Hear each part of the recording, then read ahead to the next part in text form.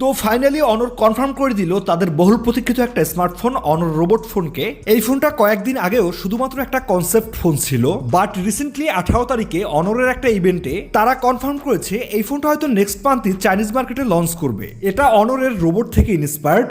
একবার ভাবুন তো, আপনার হাতে একটা ফোন রয়েছে, সেটা শুধুমাত্র কথা বলা বা ছবি তোলার জন্য নয়, বরং নিজের ইচ্ছায় নড়াচড়া বা চারপাশটা স্ক্যান করে নিতে পারে, যেটা এই ফোনটার এই ইনবিল্ট গিম্বেলের মাধ্যমে। আর অবভিয়াসলি এটা তো কোনো নর্মাল ফোন না। এই যে গিম্বেলটা দেখছেন, এটা সম্পূর্ণই এআই ইন্টিগ্রেশনের সাথে কাজ করে। আপনি এটাকে মাউন্ট করে রেখে দিলে আপনাকে ফলো করবে, ইভেন এটা একটা রিয়েল গিম্বেলের থেকেও অনেক অ্যাডভান্স। এটা 360 ডিগ্রি রোটেট করতে পারে। আই থিঙ্ক আগে আমরা কি দেখতাম, একটা ফোনের মধ্যে অনেক ভালো ক্যামেরা দিয়েছে যেটা ডিএসএলআর কে হার মানায়, বাট রাইট নাও আমাদের কাছে একটা ফোন রয়েছে যেটা গিম্বেলকেও পিছনে ফেলে দিচ্ছে।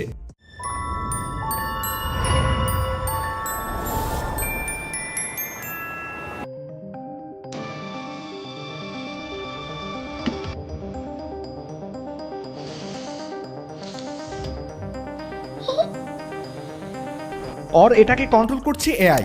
এটা প্রয়োজনে বের হয়ে আসে ক্যামেরা মোডে এবং যেমনটা বলেছিলাম 360 ডিগ্রি মুভ করতে পারে, যেটা নিজে থেকেই সাবজেক্টকে ট্র্যাক করে সেলফি বা ভিডিও নেওয়ার সময়। আর এই রোবোটিক ক্যামেরা সিস্টেমে থাকবে 200 মেগাপিক্সেলের একটা primary sensor with AI motion tracking ও সিনেমাটিক স্টেবিলাইজেশনের সাপোর্ট, মানে একটা গিম্বেলে যেমনটা থাকে আর কি, যেটা f1.66 অ্যাপারচার 23mm লেন্স। আর এই ফোনের ব্যাক প্যানেল থাকছে আরো দুইটা সেন্সর, 50 মেগাপিক্সেলের আল্ট্রা ওয়াইড আর 200 মেগাপিক্সেলের পেরিস্কোপিক টেলিফটো জুম লেন্স। অনেক প্রফেশনাল ফিচার্স এখানে আপনারা পেয়ে যাবেন। এন্ড কেউ যদি চায় এটা থেকে একটা মুভি ক্রিয়েট করবে, ইটস পসিবল, বিকজ অনর সত্যিই করে দেখিয়েছে। আর এই পুরো সিস্টেমকে কন্ট্রোল করবে অ্যাডাপটিভ রোবোটিক সিস্টেম, যা ব্যবহারকারীর বিহেভিয়ারকে কপি করে। মানে আপনি ফোনের দিকে তাকালেই সে বুঝে ফেলবে আপনি স্যাড, অ্যাংরি নাকি হ্যাপি, এন্ড সেই অনুযায়ী আপনার সাথে রিয়াক্ট করবে। এছাড়া ডেইলি লাইফে যে কাজগুলো রয়েছে সেগুলো আপনাকে মনে করিয়ে দেবে অ্যালেক্সার মতন, বিকজ এখানে থাকছে এআই ভয়েস কোম্পানি, যেটা মানব কণ্ঠে আপনার সাথে কথা বলবে অ্যাজ এ ফ্রেন্ড। আর অনর ক্লেম করছে এই এআই সিস্টেমটি নাকি গুগল জেমিনি, চ্যাটজিপিটি এন্ড ওয়েবের ওন সেল লং এআই মডেল থেকে ইন্সপায়ার্ড। এটা ইন্টারনেট কানেকশন ছাড়াও কাজ করে, মানে এখানে থাকছে একটা ডেডিকেটেড এআই চিপ। আপনার ফোনে ডেটা বা ওয়াইফাই কানেক্টেড না থাকলেও সে তার কাজ চালিয়ে যাবে। এর বাইরে এই ফোনটার প্রসেসর সেকশনে থাকছে স্ন্যাপড্রাগন 8 Elite Gen 5, যার পারফরমেন্স সম্পর্কে আমরা কম বেশি সবাই অবগত রয়েছি। এটা 16 জিবি র্যাম ও 1 TB স্টোরেজ ভেরিয়েন্ট নিয়ে মার্কেটে আসবে। এর RAM type LPDDR5X, storage type UFS 4.0, মানে গেমিং এর দিক থেকেও হাইলি একটা পারফরমেন্স পেয়ে যাবেন ধরে নেন।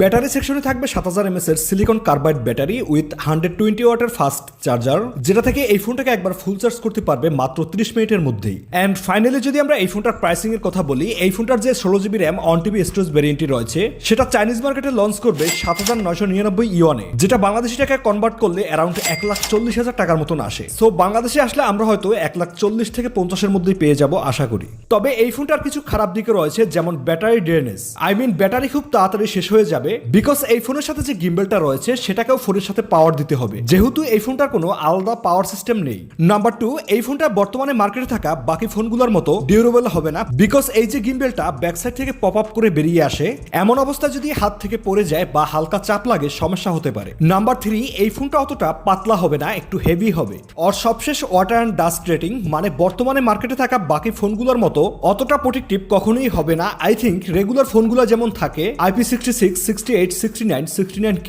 তো এই ফোনটায় অতটা দেওয়া কখনোই সম্ভব না। সো আপনারা যারা এই ফোনটা কিনবেন বলে ভাবছেন, অবশ্যই এই বিষয়গুলো মাথায় রাখবেন। আর আজকের ভিডিও এই পর্যন্তই। আশা করি মোটামুটি একটা ধারণা দিতে পেরেছি অনর রোবট ফোনটা কি কি আপডেট ফিচার্স ও স্পেক্স দিয়ে মার্কেটে আসতে চলেছে। বাকি এই ফোনটা লঞ্চ করলে অবশ্যই আমাদের চ্যানেল থেকে একটা ফুল রিভিউ থাকবে। আর আমাদের এই ভিডিওটা ভালো লাগলে please hit the like button আর সাবস্ক্রাইব অবশ্যই করবেন, সাথে বেল আইকনটা প্রেস করে অল করে দিন, চ্যানেলের অনেক হেল্প হয়।